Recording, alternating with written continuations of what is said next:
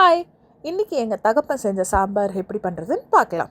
அதுக்கு முதல்ல சின்ன வெங்காயம், பருப்பு, முருங்கைக்காய், அதுக்கப்புறமா அதுக்கு தேவையான வெஜிடபிள்ஸ் தக்காளி, பீன்ஸு, கேரட்டு, மாங்காய், கேப்சிகம், பச்சை மிளகா இது எல்லாத்தையுமே எடுத்து வச்சுக்கணும். இது முருங்கைக்காவை நல்லா வேக வச்சு அதுக்குள்ளே இருக்கிற அந்த பல்ப்பை மட்டும் எடுத்து தனியாக வச்சுருக்காரு.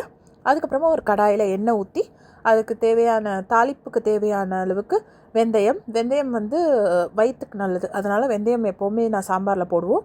கடுகு, உளுத்தம்பருப்பு இது எல்லாத்தையுமே போட்டு நல்லா கலந்து விட்டுக்கிட்டார்.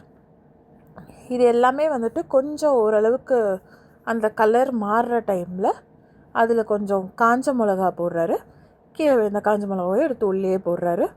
இது எல்லாத்தையும் போட்டுட்டு நல்லா கலந்து அந்த கடுகு வெடிக்கிற டைமில் இந்த சாம்பாருக்கு நம்ம எடுத்து வச்சுருக்கிற சின்ன வெங்காயத்தையும் அதுக்குள்ளேயே போட்டுட்டு ஒரு வாட்டி எல்லாமே நல்லா ஒன்றா பைண்ட் ஆகிற அளவுக்கு இதை நம்ம மிக்ஸ் பண்ணி எடுத்துக்கலாம்.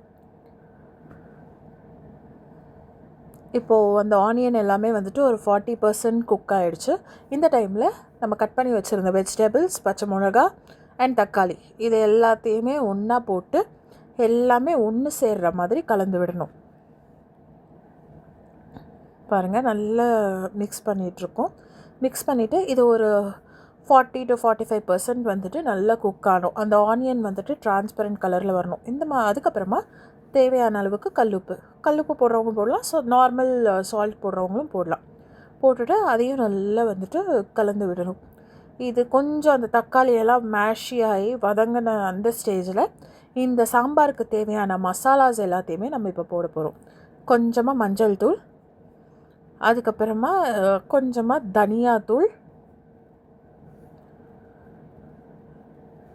சாம்பாருக்கு தேவையான அளவுக்கு காரம், நம்ம பச்சை மிளகா போடாததுனால சில்லி பவுடர் 1 ஸ்பூன் போட்டுக்கலாம். அதுக்கப்புறமா பெருங்காயம் தான் இன்னும் இந்த சாம்பாருக்கு ஃப்ளேவர் என்ஹான்ஸ் பண்ணி கொடுக்கும். ஸோ பெருங்காயம், சாம்பார் பொடி இது எல்லாத்தையுமே போட்டுட்டு நல்லா மிக்ஸ் பண்ணி விடுறோம். இது எல்லாமே ஒன்றா அந்த பச்சை வாசனை போனதுக்கப்புறமா புளி தண்ணி கரைச்சி வச்சுருக்கிறத எடுத்து ஊற்றிடணும். இந்த புளி தண்ணி போட்டு எல்லாத்தையுமே மிக்ஸ் பண்ணிவிட்டு ஒரு மீடியம் ஃப்ளேமில் ஒரு கொதி வர அளவுக்கு விடணும். இது எல்லாமே பாருங்கள் நல்லா மிக்ஸ் ஆகிடுச்சு, கலரும் ஓரளவுக்கு வந்துருச்சு. இந்த டைமில் மாங்காய் கட் பண்ணி வச்சுருக்கோம், அதை எடுத்து போடணும். இந்த மாங்காய் ஒரு நேச்சுரல் ஒரு புளிப்பு கொடுக்கும். அதுக்கப்புறமா பருப்பை ஃபுல்லாக ஸ்மாஷ் பண்ணி சாம்பாரில் போடுறோம். நிறைய பேர் கொலைய வேக வைப்பாங்க, ஆனால் எங்கள் அப்பா எப்போவுமே இந்த மாதிரி ஸ்மாஷ் பண்ணி போடுற கன்சிஸ்டன்சியில் தான் வேக வைக்கிறார். இதை நல்லா கலந்து விட்டுட்டு கொஞ்சமாக வெல்லம், இது எல்லா ஃப்ளேவர்ஸுமே பேலன்ஸ் பண்ணிவிடும்.